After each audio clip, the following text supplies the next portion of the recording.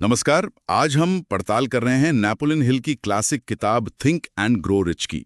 ये 1937 में आई थी और हिल ने इसे लिखने में 20 साल से ज्यादा लगाए। जबरदस्त रिसर्च की। एंड्रू कार्नेगी, हेनरी फोर्ड, ऐसे 500 से ज्यादा कामयाब लोगों पर स्टडी की थी उन्होंने। हाँ बिल्कुल, और ये किताब आज भी उतनी ही रेलेवेंट मानी जाती है। सही कहा। तो आज हमारा मकसद है इसके कोर आइडियाज को समझना। ये जो फिलॉसफी है कि कैसे हमारी सोच, हमारे थॉट्स हकीकत में दौलत और कामयाबी बन सकते हैं। किताब एक तरह का सीक्रेट बताने का दावा भी करती है।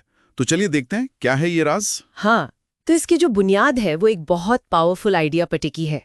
कौन सा आइडिया? इंसान का मन जो सोच सकता है और जिस पर यकीन कर सकता है उसे हासिल भी कर सकता है। वाह, सोच में इतनी ताकत है। बिल्कुल, पर सिर्फ सोच नहीं। हिल कहते हैं इसमें पक्का इरादा मतलब डेफिनेटनेस ऑफ पर्पस, फिर विश्वास यानी फेथ और लगन, परसिस्टेंस, ये सब जुड़ना चाहिए। सुनने में सीधा लगता है पर गहरा है। शुरुआत कहाँ से होती है इसकी? इसकी शुरुआत होती है डिजायर से, तीव्र इच्छा। ये सिर्फ एक विश या चाहत नहीं है। तो फिर क्या है? हिल इसे बर्निंग डिजायर कहते हैं, एक धधकती हुई आग जैसी इच्छा जो आपके ऊपर हावी हो जाए। बर्निंग डिजायर, अच्छा। और इसे हकीकत बनाने के लिए उन्होंने एक 6 स्टेप फॉर्मूला भी दिया है। हाँ, क्या स्टेप्स हैं वो? पहला, बिल्कुल साफ करें कि पैसा चाहिए कितना, एकदम एग्जैक्ट अमाउंट। दूसरा, उसके बदले में आप क्या देंगे, कुछ मुफ्त में नहीं मिलता। सही बात है, वैल्यू देनी पड़ेगी। तीसरा, एक डेडलाइन तय करें, एक निश्चित तारीख। चौथा, एक ठोस प्लान बनाएं। और पांचवा, फॉरेन एक्शन लें, इंतजार ना करें। फॉरेन एक्शन, ये जरूरी है। छठा क्या है? ये सब कुछ लिखें, एक क्लियर स्टेटमेंट, और फिर इसे रोज 2 बार पढ़ें, सुबह उठकर, रात को सोने से पहले। अच्छा, सिर्फ पढ़ना है? नहीं, पूरे यकीन और इमोशन के साथ पढ़ना है। महसूस करना है कि वो चीज आपको मिल चुकी है। ये एक तरह से दिमाग को प्रोग्राम करने जैसा है।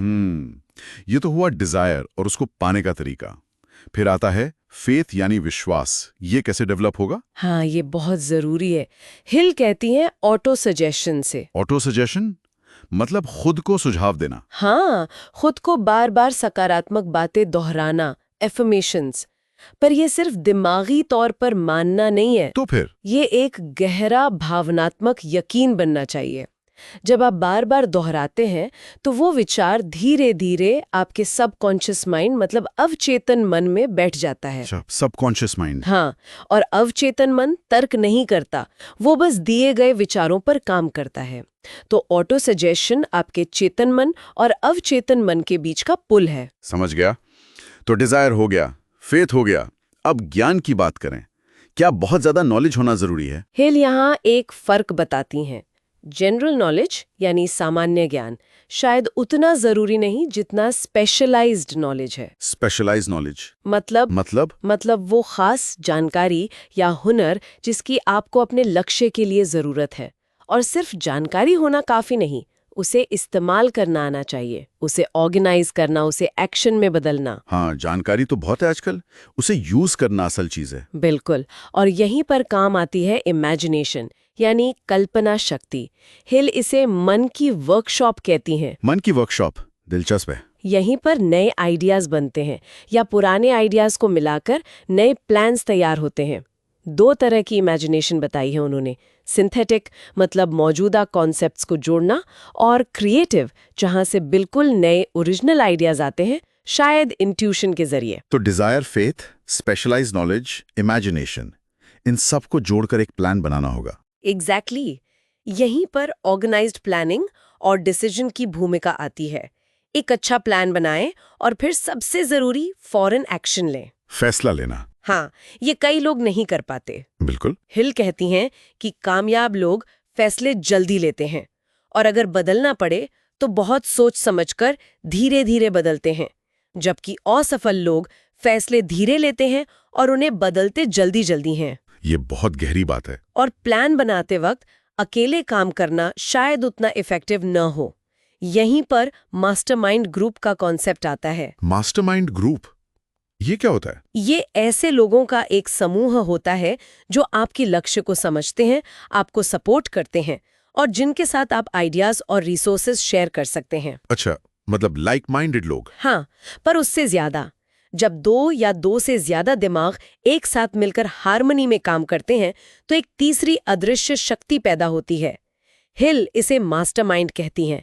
ये आपकी सोच, आपकी ताकत को कई गुना बढ़ा देता है। वाह, मतलब सही लोगों का साथ बहुत जरूरी है। अच्छा, प्लान बन गया, लोग मिल गए, एक्शन भी शुरू कर दिया, लेकिन मुश्किलें तो आएंगी, तब क्या? तब आती है परसिस्टेंस, यानी दृढ़ता, लगे रहना, हार ना मानना। ये शायद सबसे मुश्किल हिस्सा है। हाँ, इच्छा शक्ति अकेली काफी नहीं होती, उसे लगातार कोशिशों से सींचना पड़ता है। इसके लिए कुछ चीजें जरूरी हैं। आपका मकसद बिल्कुल पक्का होना चाहिए, वो बर्निंग डिजायर हमेशा जलता रहे, एक ठोस प्लान हो और आप नकारात्मक असर डालने वाले लोगों से दूर रहें। मास्टरमाइंड ग्रुप यहाँ भी मदद करता है।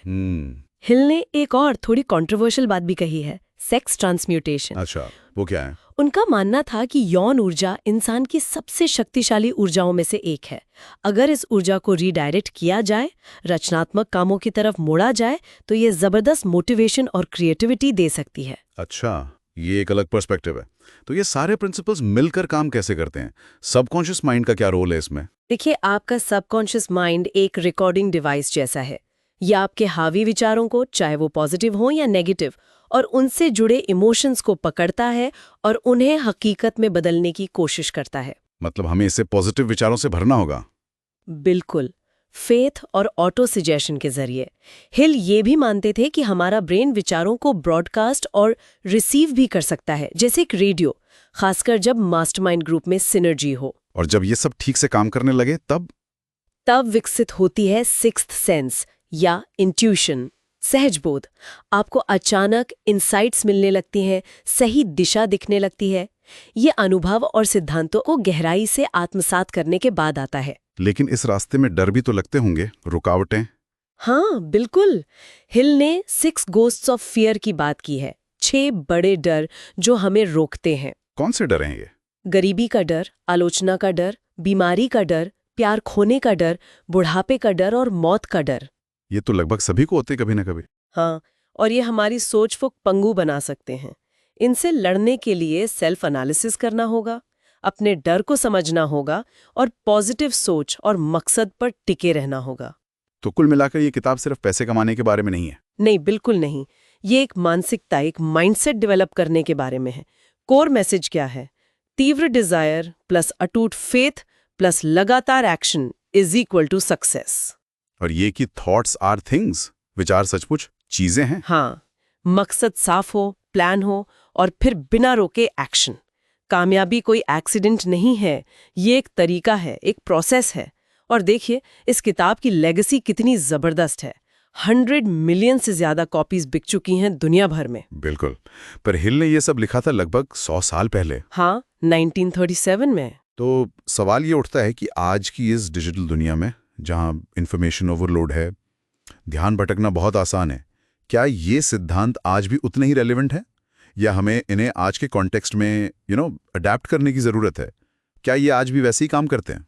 ये एक बहुत अच्छा सवाल है सोचने के लिए। हाँ, इसमें जरूर सोचिए।